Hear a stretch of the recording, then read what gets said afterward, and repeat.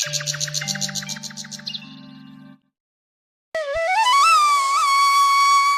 समय की बात है, जनकपुर गांव में रमेश और महेश दो मित्र रहा करते थे।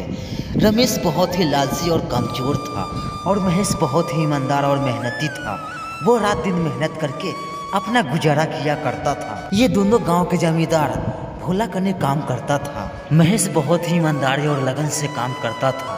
वही रमेश दिन भर बैल को बांधकर अपने आराम करता था और जैसे ही सूर्य अस्त होता रमेश अपने शरीर में मिट्टी लगाकर घर चले आता और जमींदार को बताता कि हमने ढेर सारा काम किया है। और वही महेश दिन भर बैल को बांधकर आराम करता है।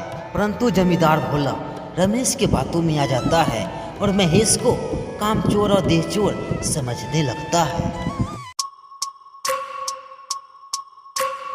देखो रामू, रमेश बहुत ही मेहनती लड़का है। उसे कोई खान पान में कोई दिक्कत ना होना चाहिए। और हाँ, महेश को बासी चावल और बासी रोटी दो खाने के लिए, क्योंकि वो बहुत ही देहचोर है।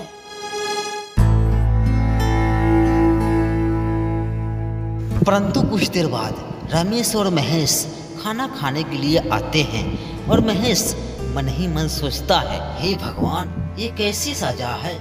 जो मेहनत नहीं कर रहा है उसे ताजा खाना खाने को मिल रहा है और जो मेहनत कर रहा है उसे बासी खाना खाने को मिल रहा है।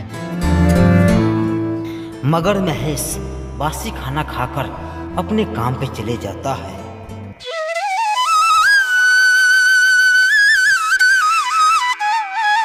लेकिन रमेश को मन ही मन डर हो गया था कि महेश हमारी सच्चाई न बताते।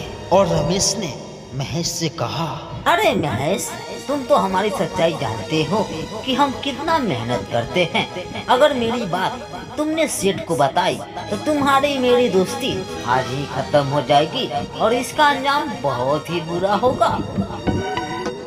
लेकिन महेश को रमेश की बात समझ में आ चुकी थी। अरे रमेश, तुम इसका टेंशन बिल्कुल मत करो।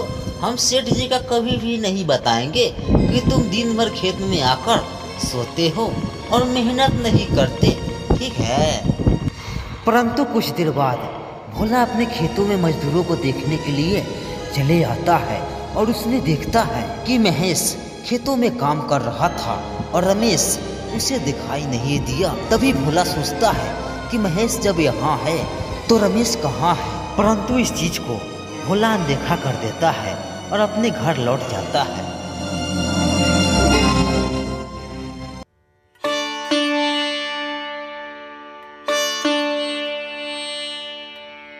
रमेश, ओए रमेश, अरे उठो ना। देखो 6 बजने वाला है और शाम भी हो चुका है। चलो हम लोग चलते हैं घर। क्या 6 बजने वाला है? ओ भाई, ठीक है चलो। और दोनों शाम होते ही अपने अपने घर चले आते हैं।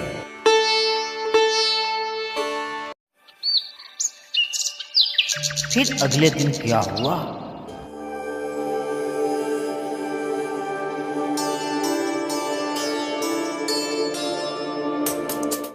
क्या बात है रमेश, रात को अच्छी नींद नहीं आई क्या? नहीं सेठ जी, ऐसी कोई बात नहीं है। रात को थोड़ा मच्छर परेशान कर दिया था, इसके कारण मैं रात में सो नहीं पाया। ओह, ऐसी बात है, इसीलिए तुम्हारा आंख लाल लाल दिखाई दे रहा है। मगर सेठ के सामने रमेश बहाना करके तो बच जाता है। मगर रमेश और महेश निकल जाते हैं खेतों में काम करने के लिए। परंतु रमेश का तो रोज की आदत था कि खेतों में जाकर आराम करना।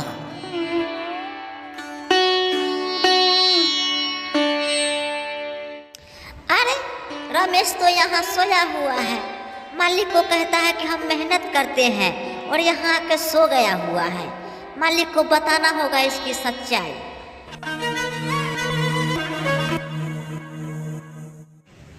मालिक, आप महेश के साथ बहुत ही गलत कर रहे हैं, क्योंकि हमने अपनी आंखों से देखा है कि महेश खेतों में काम कर रहा था और रमेश बैल को बांधकर आराम कर रहा था। हालांकि सच्चाई कभी नहीं छुपती और रमेश की सच्चाई भोला जान चुका था। तो बताओ रमेश, खेतों का काम खत्म हो चुका कि अभी तक बाकी है? मालिक, खेत का काम खत्म हो चुका है और हम लोग पूरा काम निपटा करके अभी तो आ रहे हैं। रमेश, तुम झूठ मत बोलो, हमने तुम्हारा सच्चाई पूरा जान चुके हैं कि तुम कितना मेहनत कर रहे हो। तुम दिन भर बैल को बांधकर आराम करते हो और बेचारा महेश दिन भर काम करता है और हम उसे बासी खाना देते हैं खाने के लिए। मालिक, मुझसे गलती हो गई, मुझे माफ कर दीजिए, अब ऐसा गलती कभी नहीं होगा। रमेश, हम तो तुझे माफ नहीं कर सकते, तुम्हारा सजा यही है कि तुम आज से बासी खाना खाओगे और रमेश ताजा खाना खाएगा। हालांकि जैसी करनी वैसी भरनी और रमेश तो आलसी था।